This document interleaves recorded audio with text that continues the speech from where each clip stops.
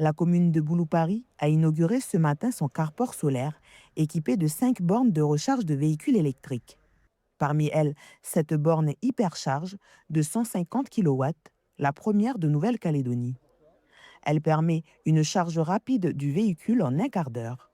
Pour l'utiliser, il faut avoir accès à Internet et télécharger l'application Eevee. Et ensuite, on a la possibilité de choisir la prise. En l'occurrence, on va prendre la prise B. Donc on choisit celle-ci. On fait glisser pour commencer la charge. Et du coup, la borne va se mettre en opération. Donc elle nous propose le démarrage à distance, ce qui va nous permettre de prendre ensuite la prise. Elle se débloque automatiquement. On tire dessus. On vient la positionner sur la prise. Elle se bloque.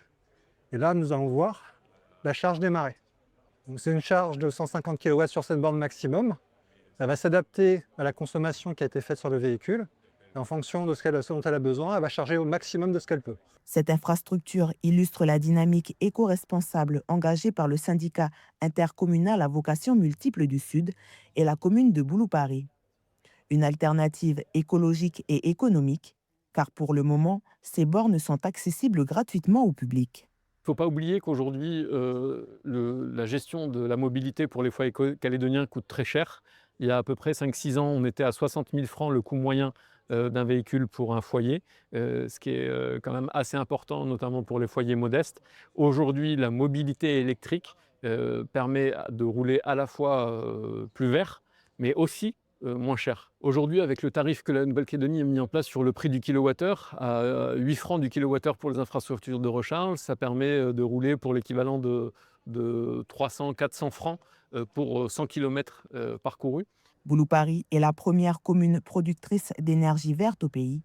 Ce nouvel équipement lui permettra également de gagner en visibilité. Un carport avec des bornes de recharge, forcément, c'est attractif. C'est que tous les gens, et notamment les gens de l'agglo qui sont équipés de véhicules électriques, vont pouvoir venir sur Bouloupari, soit pour visiter la commune, soit pour y faire une halte. Et donc, ça renforce encore l'attractivité touristique de Bouloupari.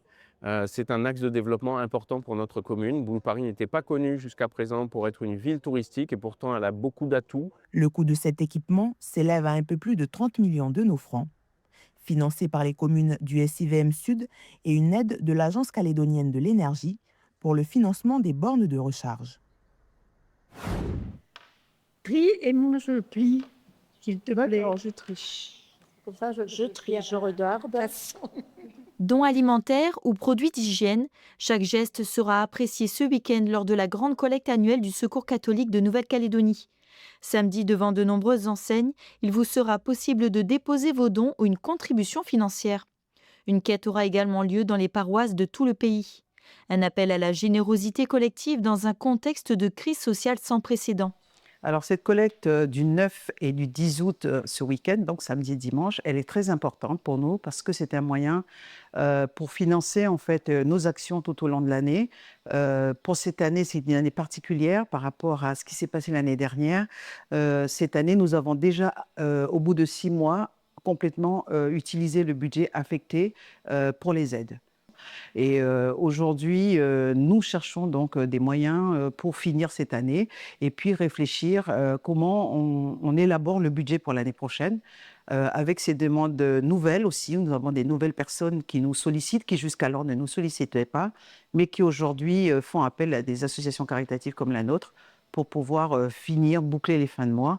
Et effectivement aussi avec la cherté de la vie, des gens qui arrivaient à s'en sortir avec des petits salaires aujourd'hui sollicitent les associations caritatives telles que le Secours catholique. En 2024, plus de 1300 foyers ont sollicité des dons contre 300 en 2023. Un chiffre qui continue d'augmenter cette année avec déjà 700 demandes comptabilisées. Aujourd'hui, en fait, des gens ayant perdu, par exemple, leur travail, les enfants reviennent à la maison, ce qui augmente le nombre de personnes dans chaque foyer. C'est vrai que même si au niveau national, généralement, on multiplie par 2-3 personnes pour des foyers, en Nouvelle-Calédonie, ce n'est pas tout à fait le cas. On peut aller jusqu'à 6, 7, 8 personnes composant le même foyer. Donc, en fait, le nombre, c'est vrai, il est significatif, mais c'est surtout le volume d'aide que nous apportons par rapport au format des familles.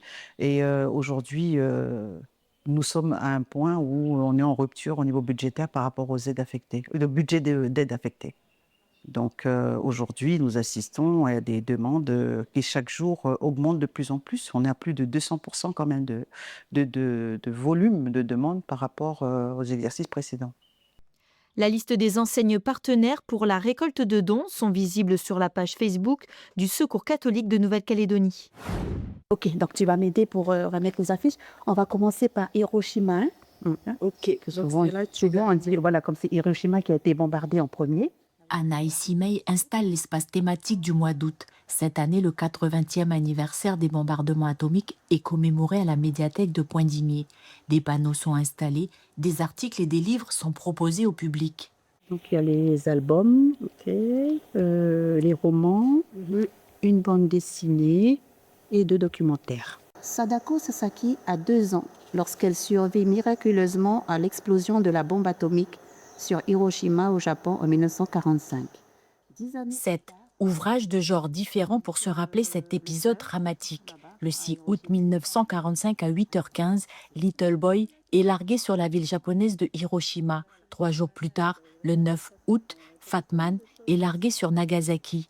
À ce jour, ces 2 bombes atomiques sont les seules à avoir été utilisées en temps de guerre, causant plus de 200 000 morts. Ça fait partie pleinement du rôle de la médiathèque, comme ça, de sensibiliser tant à l'histoire de notre pays, à l'échelle locale, pacifiée aussi, voilà, au Pacifique et puis dans le monde. Oui. Et puis bon, ici, on a toute une communauté japonaise ici dans le pays qui ont sûrement été, qui sont touchés aussi par ce qui s'est passé là-bas. C'est important de s'en souvenir pour ne pas refaire les mêmes erreurs. Donc ici, c'est voilà, les articles trouvés sur Internet. Donc, on a un article sur les survivants de la bombe atomique, là, voilà, les Hibakusha, avec leurs photos. Ils racontent un peu comment ça s'est passé à leur époque. 80 ans après les bombardements, les survivants appelés Hibakusha vivent encore les séquelles de cette attaque. En 2024, l'organisation Nihon Hidankyo, qui rassemble les Hibakusha, a reçu le prix Nobel de la paix, une forme de reconnaissance des survivants des bombardements atomiques. Où Anna, elle nous avait parlé de son projet, là, c'était tout de suite qu'on a pensé au groupe One. Au pays, ce sujet ne laisse pas insensible. Parmi les ouvrages, des paroles de groupes de musique Kaneka.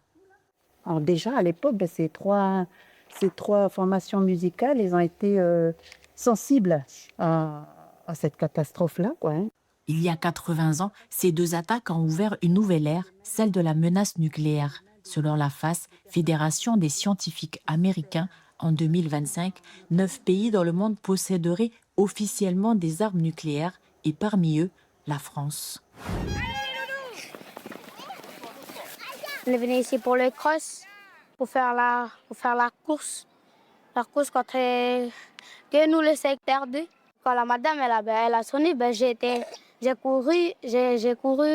Après, je suis passée comme ça. Après, ensuite, je suis arrivée à la ligne d'arrivée. Pour moi, c'est facile parce que j'aime bien courir. Et puis, après, quand j'ai fini de courir, j'ai bu de l'eau. Après, j'avais eu trop soif et puis j'ai bu encore. Ils étaient contents parce que j'ai couru vite, parce qu'ils m'ont encouragé. Ça regroupe 3 écoles, donc la maternelle de Wabao, l'école élémentaire de Tsignaïté, et les maternelles de Tadine et élémentaire de Tadine. Ça nous permet de nous rencontrer au moins par le biais de cette rencontre sportive.